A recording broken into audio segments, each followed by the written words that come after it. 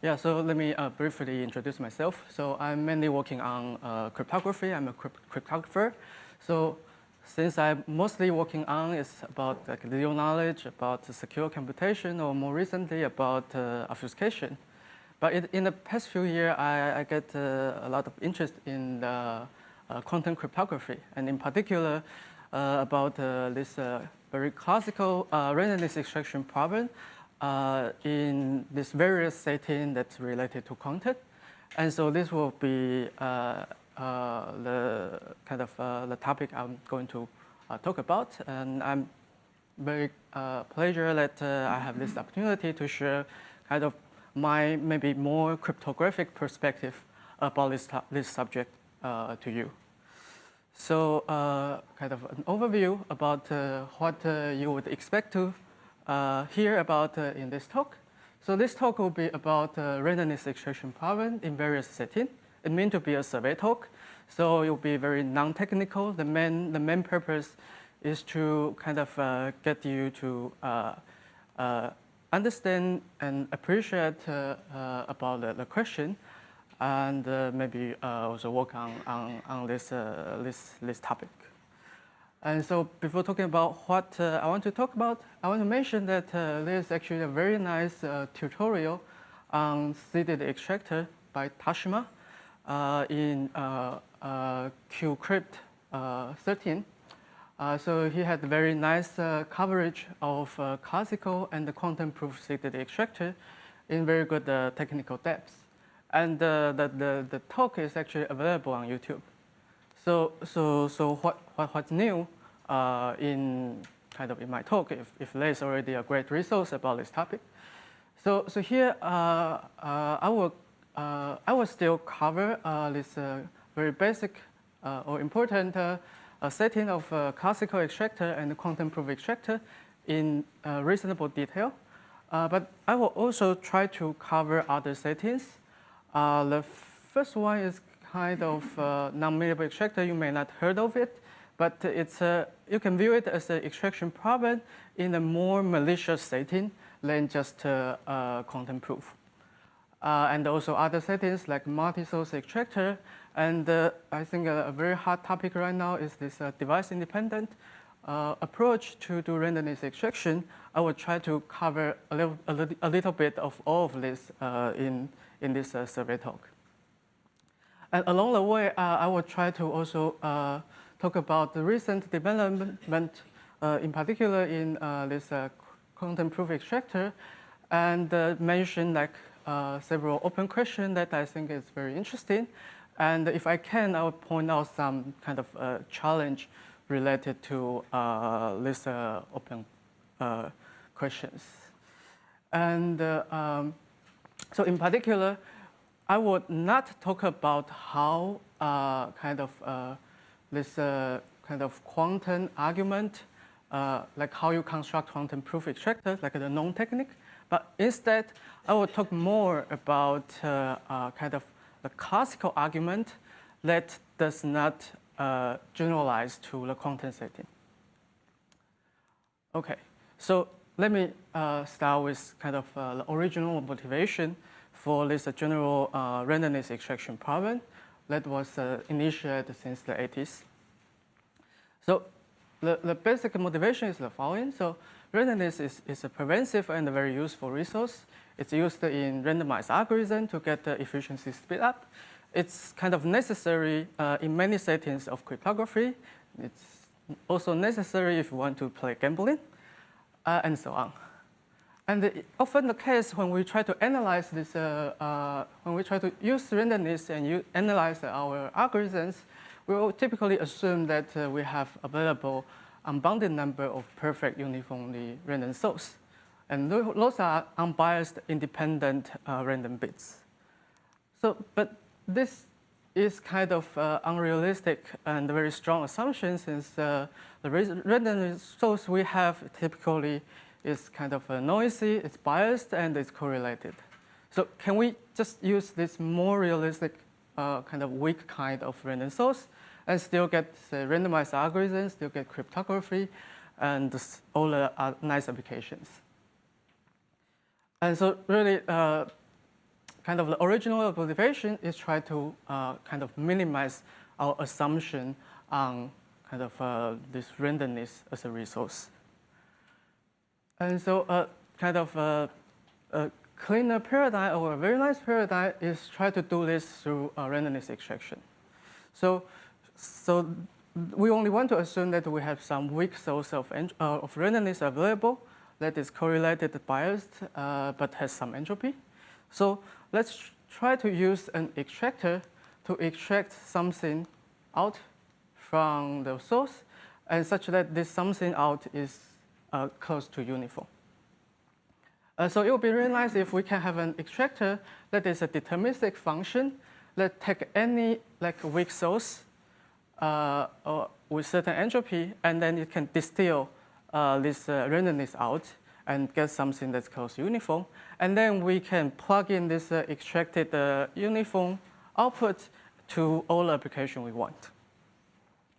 Unfortunately, this ideal goal is easy to see to be impossible. Even if this source X is guaranteed to have a very high entropy, -1 bits of entropy, and even if we just want to extract a single bit out. And the reason is simple. Since this extractor is a fixed function, it does not know any structure of the source. So the source could be a malicious one that just meant to fail this particular extractor. So in particular, you can take your source X to be the inverse of your extraction function, the inverse of 0 or the inverse of 1. Then this and the uniform on this support, one of them will have -1 bits of entropy. But when you apply this particular extractor to your source, you'll get a deterministic output. It will always output 0 or 1, and so the extractor fails.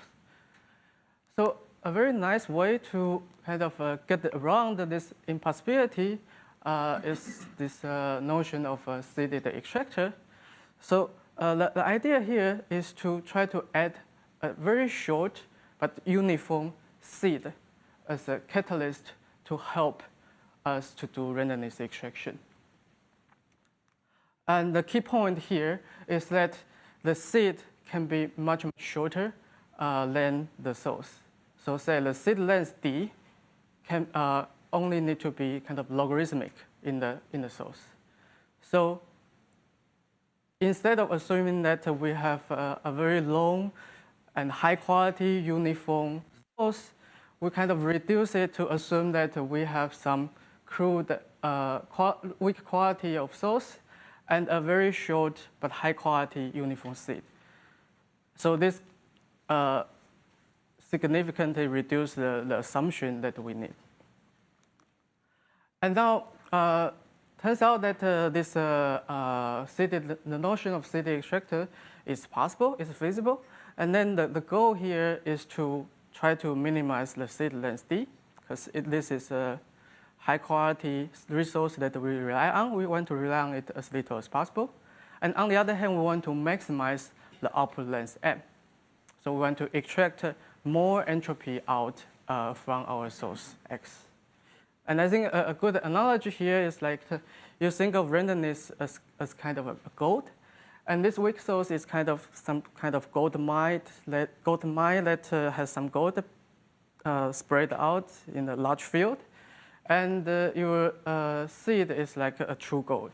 And you try to invest a little bit of true gold to kind of extract all the gold from the gold mine. And this intuition actually captures several nice mathematical lemma about these randomness extractors. And so this slide I won't go into, but just mention that this notion of seeded extractor, since it's formulated, it has diverse application in many topics of computer science and many applications in cryptography, and even much more beyond its original motivation of minimize kind of the assumption on the quality of randomness. And kind of one maybe good reason to explain this is that it turns out to be a good object that unifies many other related pseudo-random objects, such as hash function, expander, sampler, pseudo-random generator, and error correcting code. And so many of the applications actually come from this unified connection. Okay, so this was a short motivation. So let me now try to define this notion of CDD extractor formally. So we need to go through some basic definition, and then I'll discuss some parameters, what we care about it, and like known constructions. So again, CDD extractor is a deterministic function that take an n-bit weak random source and a very short d bits of seed as input. And the goal is to output something like n bits that is close to uniform. And so to formally define this notion, we need to define like how we measure the amount of entropy inside this random source X. This will define like how much we can extract out here. And we also need to define a kind of a distance measure about the error of the final output. So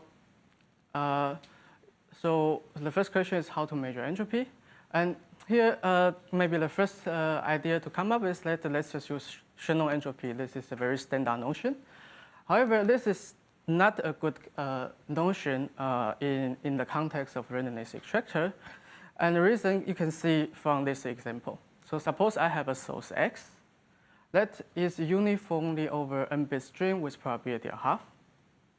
But that is kind of output 0, 0, 0, 0 with another probability of a half. So namely, with probability of a half, the output is deterministic, is 0. And the another probability of half, it spreads out its uniformly distribution. So under the definition of Shannon entropy, it's easy to see that this Shannon entropy of X is n/2, so it's a lot.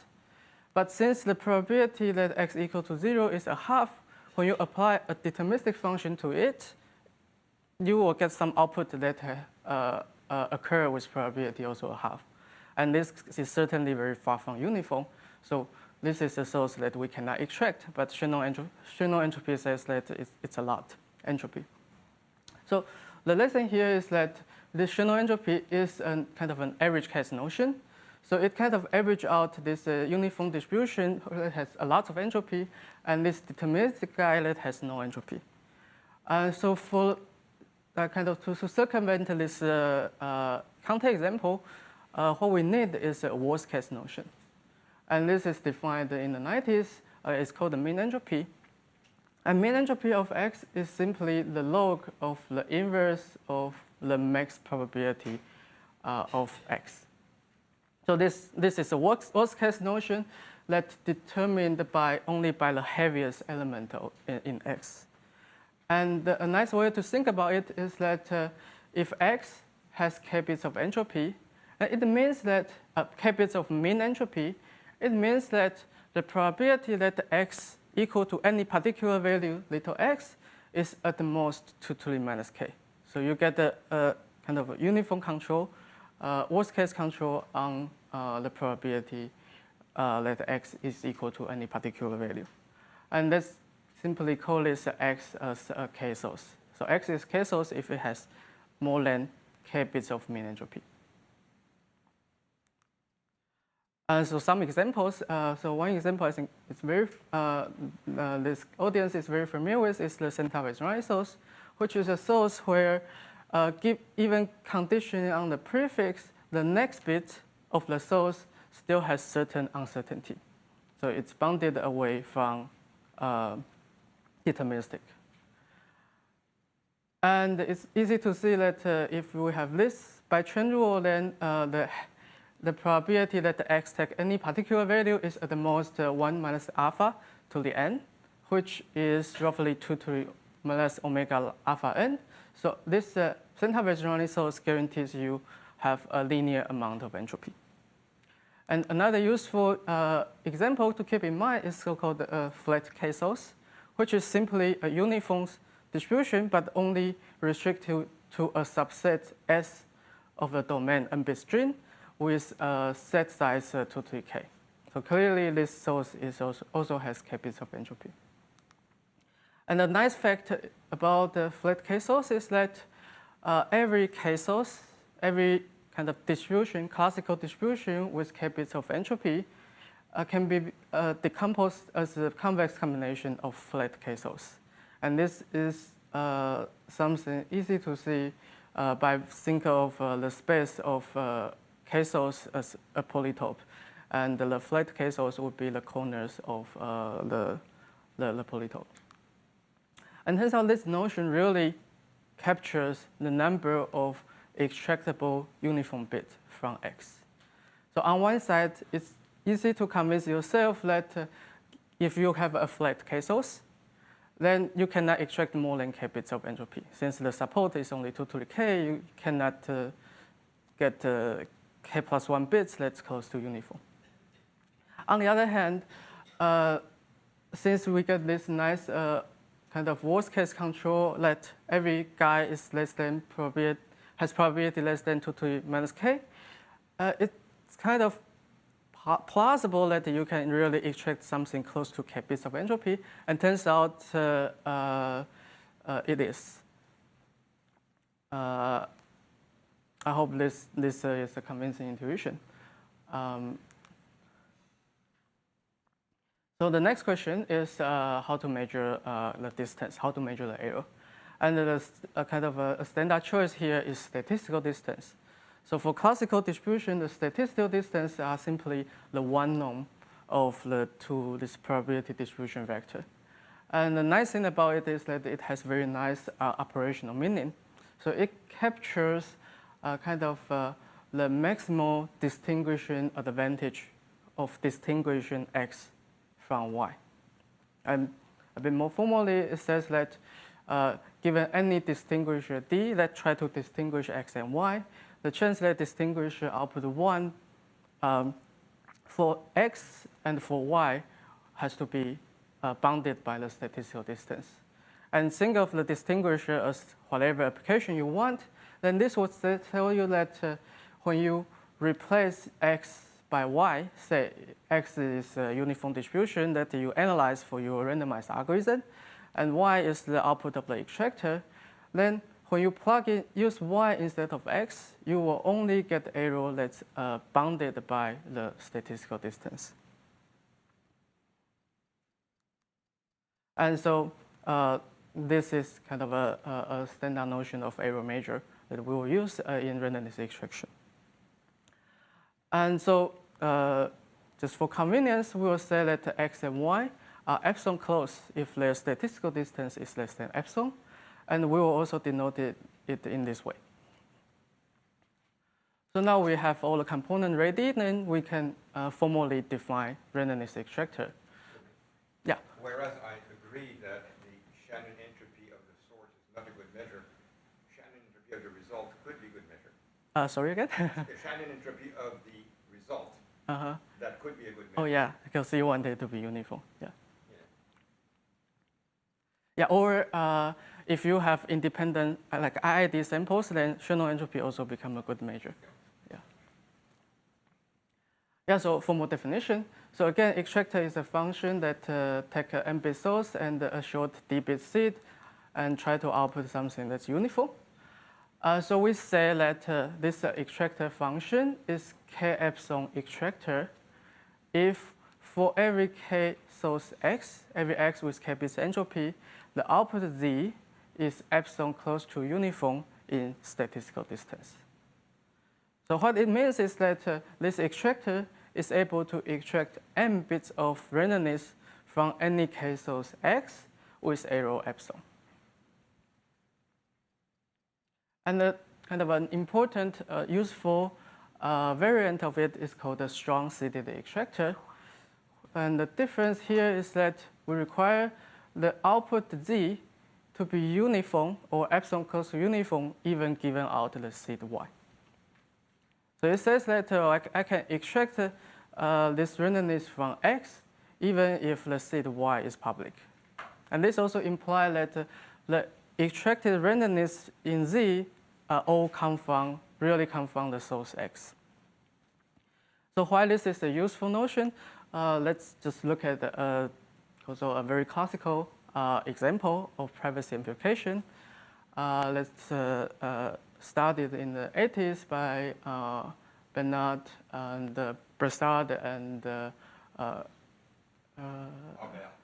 Robert. Sorry, I'm very bad with people's names. Apologize for that. Okay, so the problem is the following. So we have Alice and Bob. Let's share some secret weak random source X. And we have an eavesdropper in the middle. And the goal here is for Alice and Bob to extract a uniform random key Z against the eavesdropper if. And this extraction process needs to go through some public channel. So kind of a strong random extractor gives a clean solution to this problem, where Alice simply sample a uniform seed Y and send this Y to Bob over the public channel. That's seen by if. And then each of them individually apply this randomness extractor to the private shared weak source X and the seed Y and get output Z.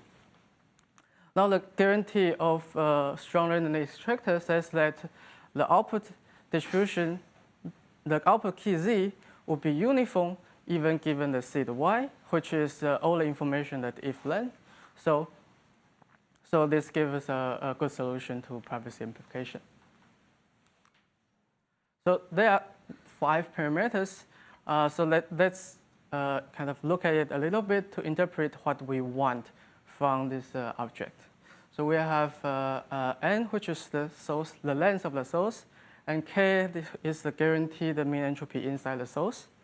And we have d, that is the length of the seed, and m is the output length of the extractor, and epsilon is the error. So how should we think about this maybe a little bit complicated object if this is the first time you see it? A useful way of thinking about it is to try to think of it as a fixed source length and a fixed error. And then we try to minimize the seed length d, ideally to be logarithmic.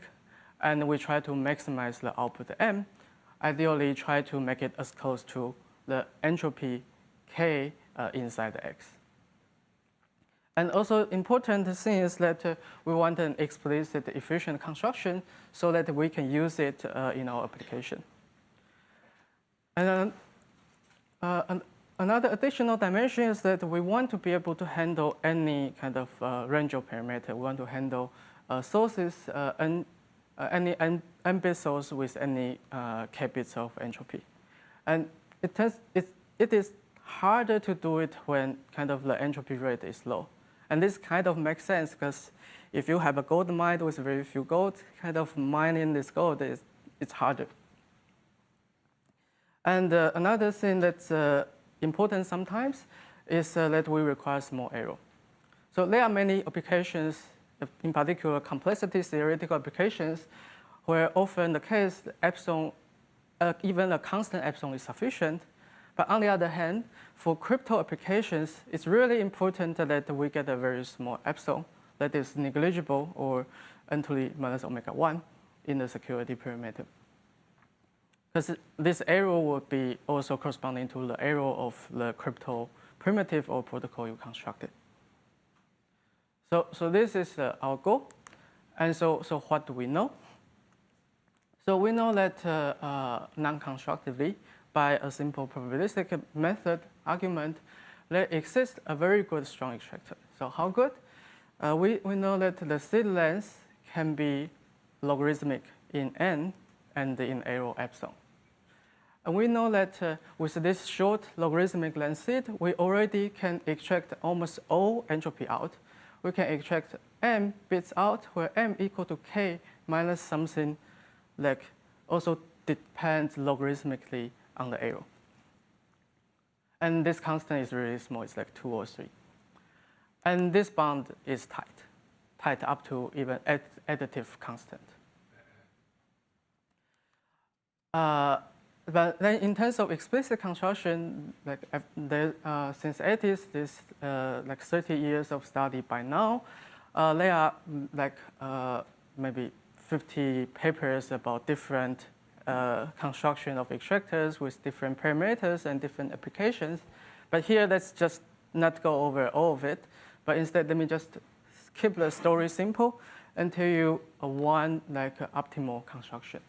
Just to be short, this is log of n over epsilon, and not log n over epsilon, right? Yeah, log of n over epsilon, yes. So log n plus log 1 over epsilon, yes.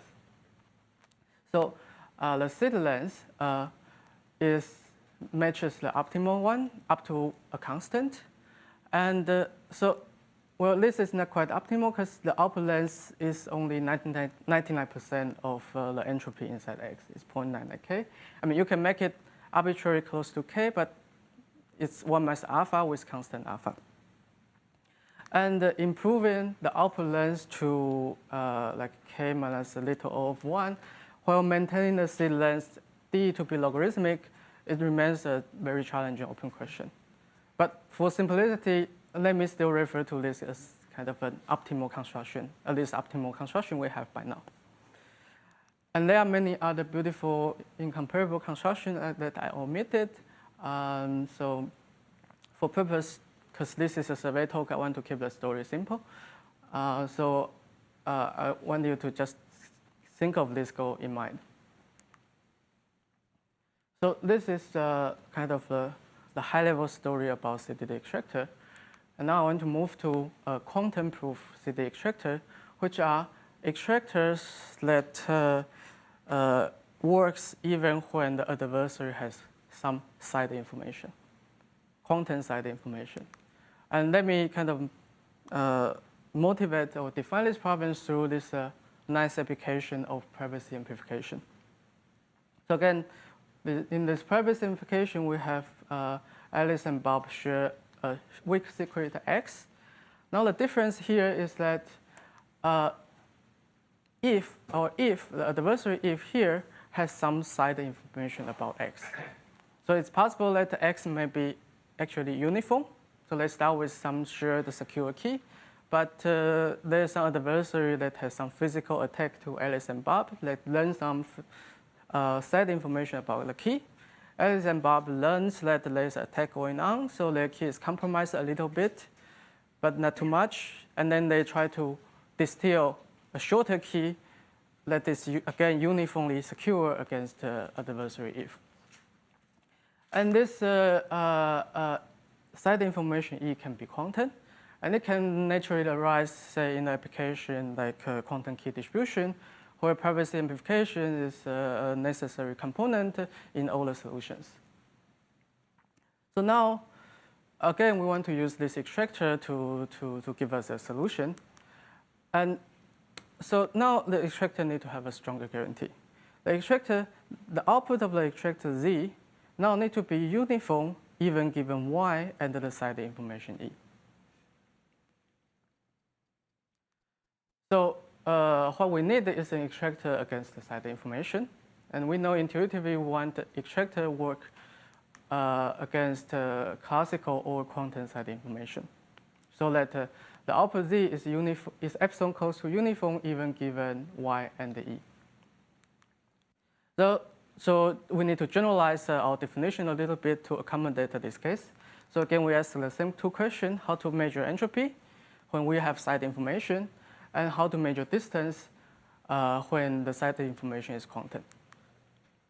So how to measure distance is simple, because we will just use trace distance, since it has exactly the same operational meaning as statistical distance. So this slide is literally identical to the previous slides, except that I change X and Y to rho 1 and rho 2 to reflect that they can be quantum. So this is a nice measure. And the next question is how to measure entropy. So this can get a little trickier, since previously I said the definition is simply the log of the heaviest element, the probability of heaviest element. But here, what we want is a notion of conditional entropy, conditional mean entropy, that captures the number of extractable bits of X given this side information X, E. And it turns out that I think it's quite beautiful that you can do so by operational meaning mean entropy. And it's actually quite simple and intuitive. So here, I want to interpret or define this mean entropy in an alternative way.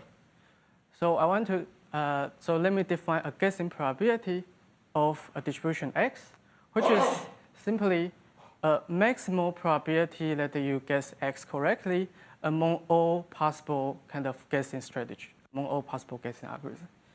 And in the case where X is simply a classical discrete distribution, the answer is very simple. You simply guess the heaviest element X, which will be the optimal guess you have. So the guessing probability in this simple case is simply the kind of the maximal probability of distribution X. So I can define mean entropy to be log of inverse of the guessing probability. And this definition, this operational definition, generalized very well to accommodate both classical and quantum side information. So how to define the conditional mean entropy? So I just simply generalize this guessing probability definition to be the maximal guessing probability of X given side information E. I'll write it a bit more mathematically. It's maximal over all possible algorithms A, where A take E as input and try to predict X.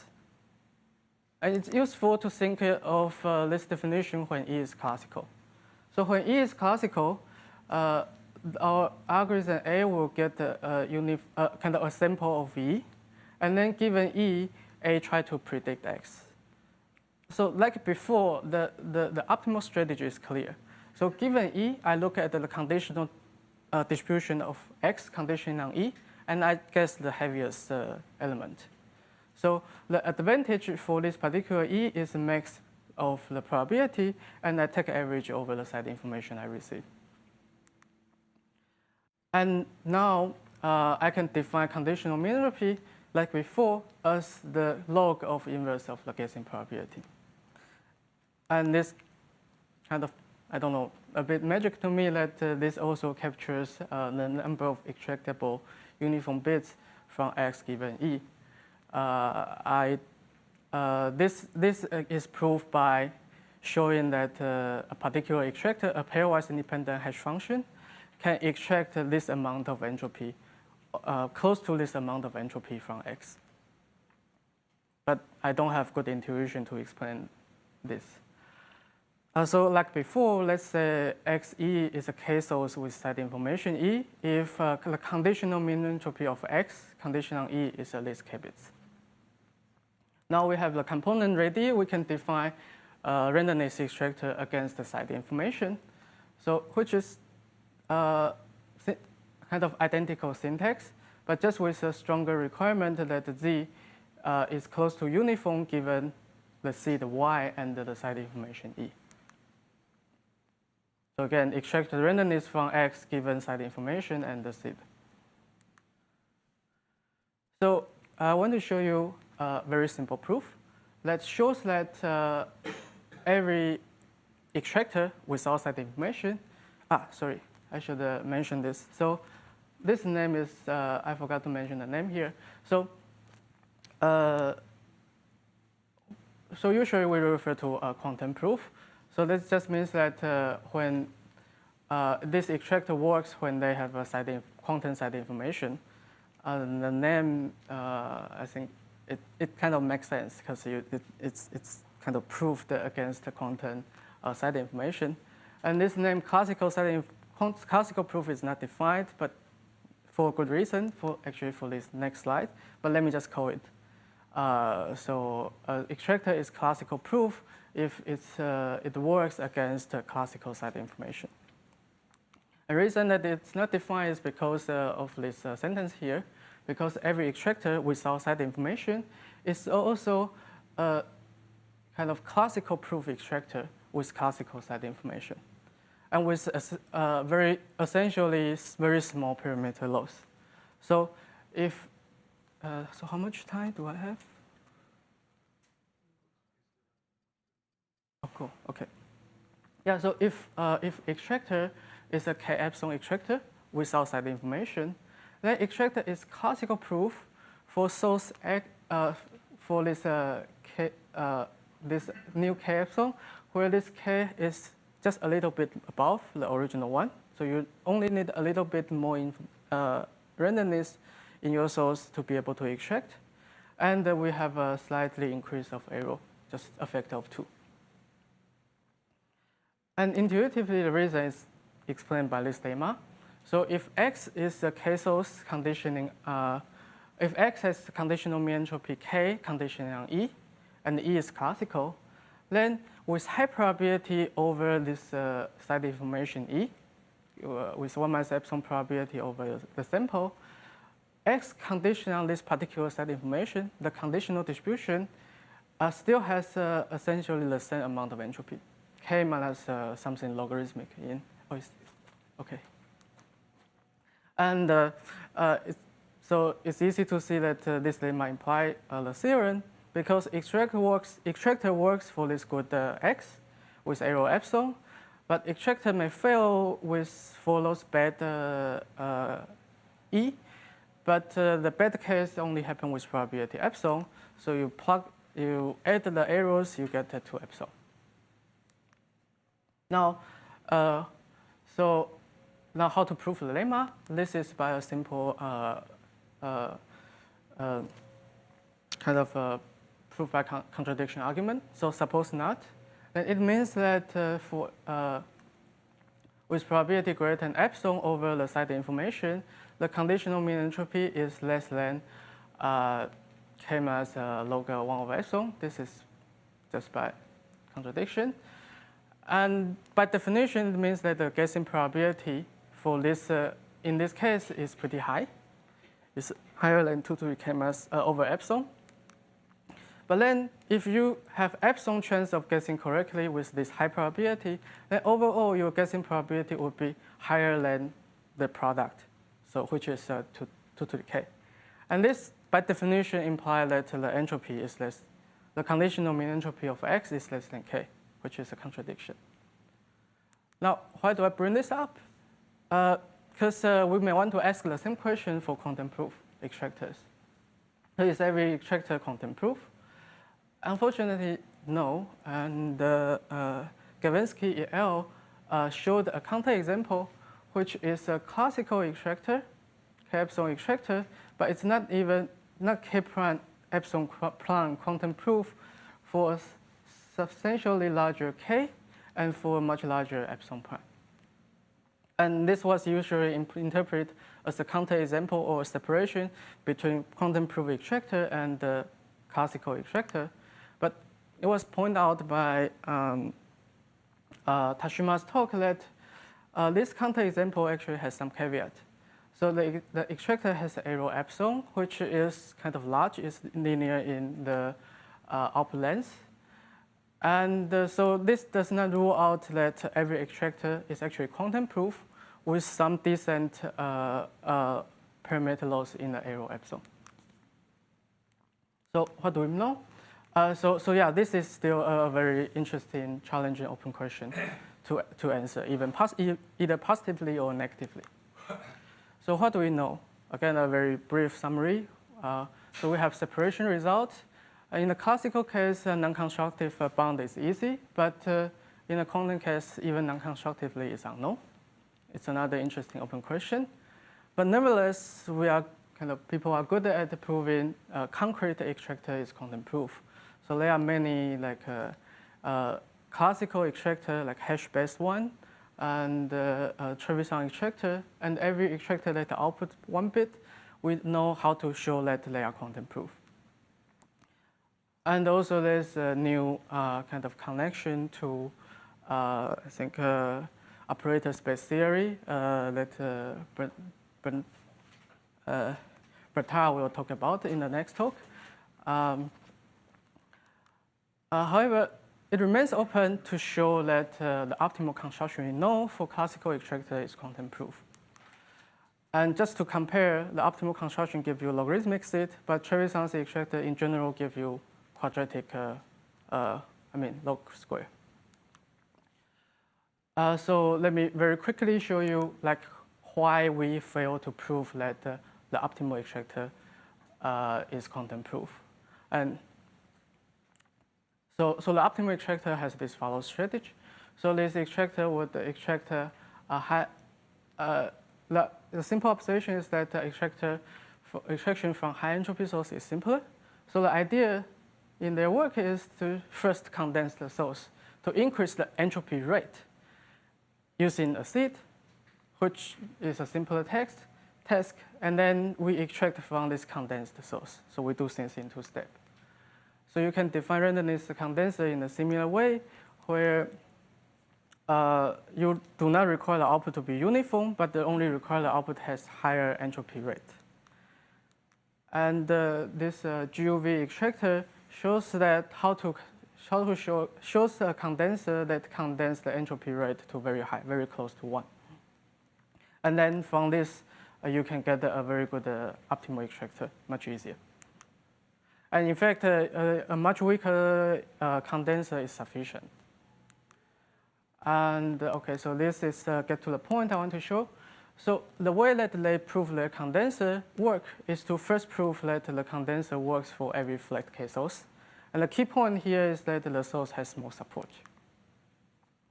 And then because any K source is a complex combination of flat K source, so it also works for every K source. Turns out that the first step is actually quantum proof. However, the second step here, the connection between flat K source or source with small support and the general K source break down when you have quantum-side information. So it remains open whether you can get a good condenser, even if you only want to extract the entropy, want the entropy rate very small, a small constant, and you only want to condense a small amount of entropy. But this goal is already sufficient to give you an optimal quantum proof extractor. And in working in progress with Xiaodi, we get such a condenser for mean entropy that is relatively high. It's inverse polynomial in N. But our thing gets suboptimal when K is smaller. So okay, so I think I can get through this part, but I probably will skip this too. Okay, so so this is a new setting that somehow was not considered before, and I think it's a very interesting open question. So let me motivate this again by privacy amplification. However, this time let's consider an even stronger adversary. So again, we have Alice Bob share a randomness x and y, but x just weak source x. Now, if not only hold aside information, if can also launch a man-in-the-middle attack. So what do I mean? If just sit in between and can arbitrarily modify, insert, delete, and reorder the message that stands between Alice and Bob.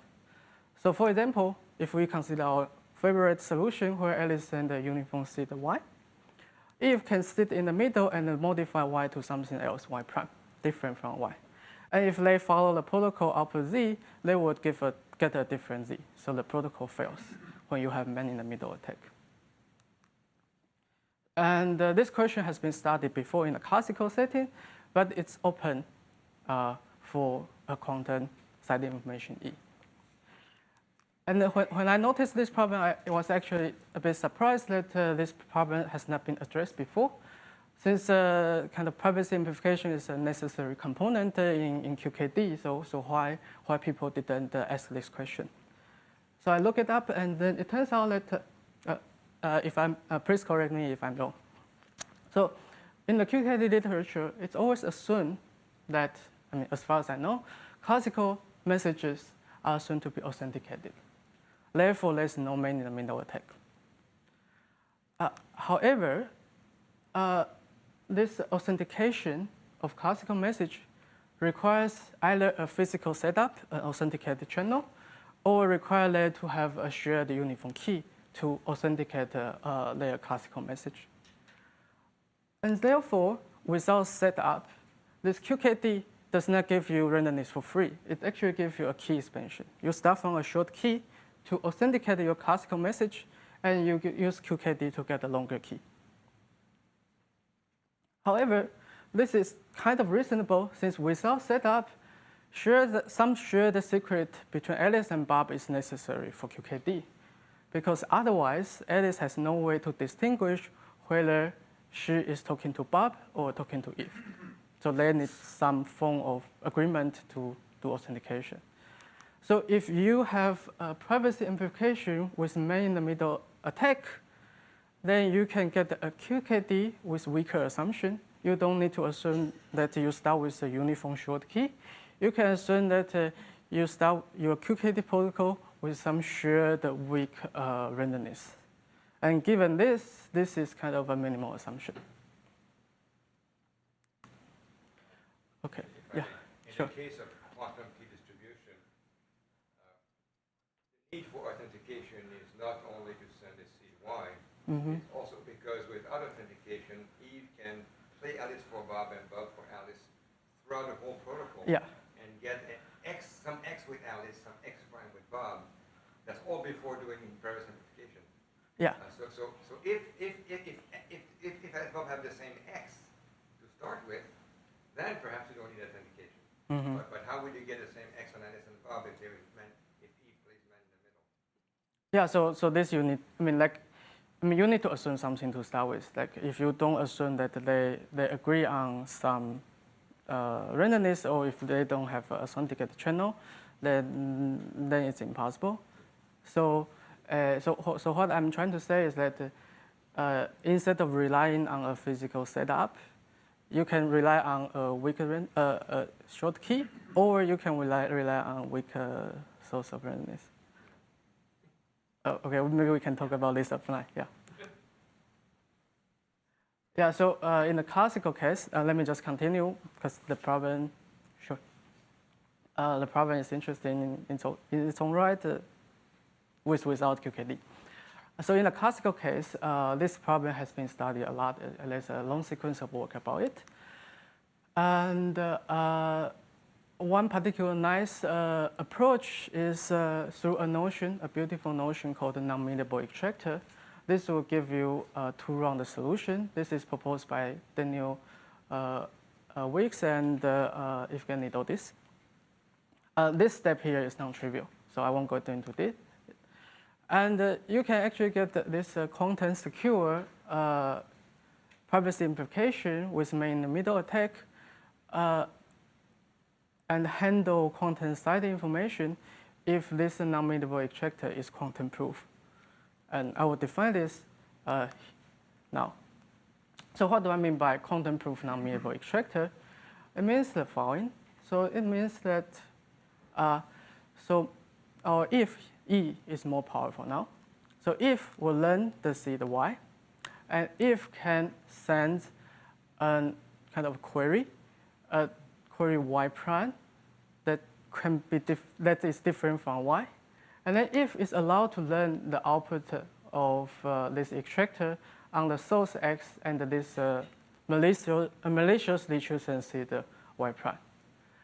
And now the goal here is that this original Z, this real output Z of C, the Y, is epsilon close to uniform, even given all the side information that if received.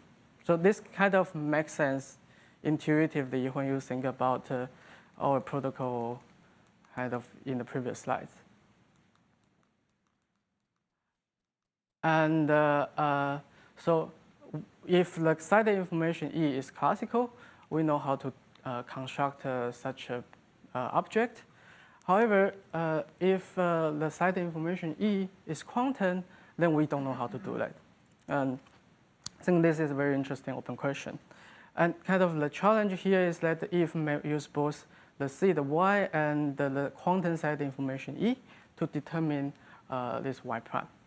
But the situation is not so bad here. So here we don't, we think about this problem quite a bit.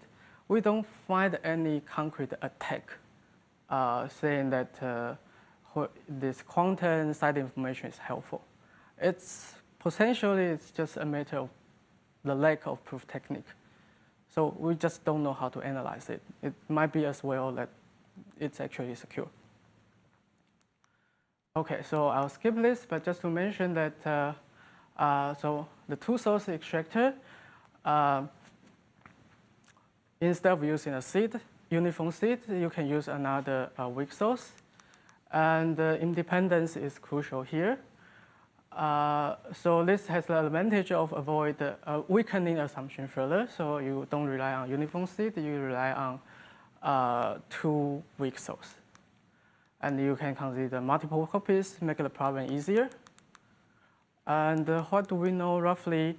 We know that for 2-source extractor, you need 1 source to have high entropy rate, roughly a half. But for multi-source, a very recent result by Li Xin, he showed how to do it with only 3 sources and with polylog entropy. And when you consider side information, one challenge here is that you need to kind of the model is non-trivial, but Xiaodi will talk about it also in the morning session. And we have some ongoing work again. Xiaodi will talk about it.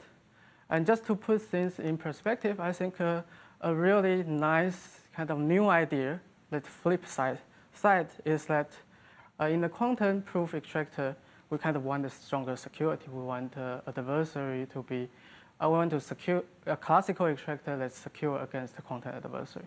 But in device-independent extractor, we turn things aside. We want to gain the power of quantum, but without increasing our trust. So we want to extract randomness from quantum power without trust. And this really biased and with very many beautiful work. But one thing I want to mention is that if we think back about the original motivation, which is minimized assumption, we didn't do quite good with classical extractor, since we still require independence. Or in some special case, we require some structure the source. And this kind of physical way of device-independent approach gives you a way to further reduce the assumption. So you can do randomness extraction in this device-independent setting without any structure and independence assumption on your source and on your device. So the summary, so randomness extraction it has been studied in many settings, much more beyond the 80s. And it's still an active and exciting research area with many settings and many open questions. And I think it's even still an interesting question to find other settings where randomness extraction is possible, to trade off different assumption and the different efficiency. And open questions just list. So it would be really nice to show that every extractor is quantum proof. And it's still possible since in all settings, we don't really have an attack showing that quantum side information really give you much advantage. This can be asked in seeded setting, in non-mutable setting, and in multi-source setting. Or if we cannot prove this, at least we show quantum proof extractors in all these settings with matching parameters with classical one. And I highlight this since this is totally open. No one knows, maybe people didn't think much about this question, but like we don't know how to do privacy invocation against quantum man-in-the-middle attack. And finally, just a perspective beyond kind of randomness extraction as a cryptographer. I think it's interesting to study post-quantum cryptography more systematically against quantum side information. So usually when people study post-quantum crypto, people study adversary with quantum computation power. But adversary can also gain advantage from quantum side information. And there are many natural tasks to study, and a few reasons about why we care, because quantum side information exists and provably more powerful. There are natural questions, call for new technique. And I think more philosophically, this cryptographic way of studying quantum side information may lead new insight to quantum information theory in general, like what kind of classical crypto does for information theory. So this concludes my talk.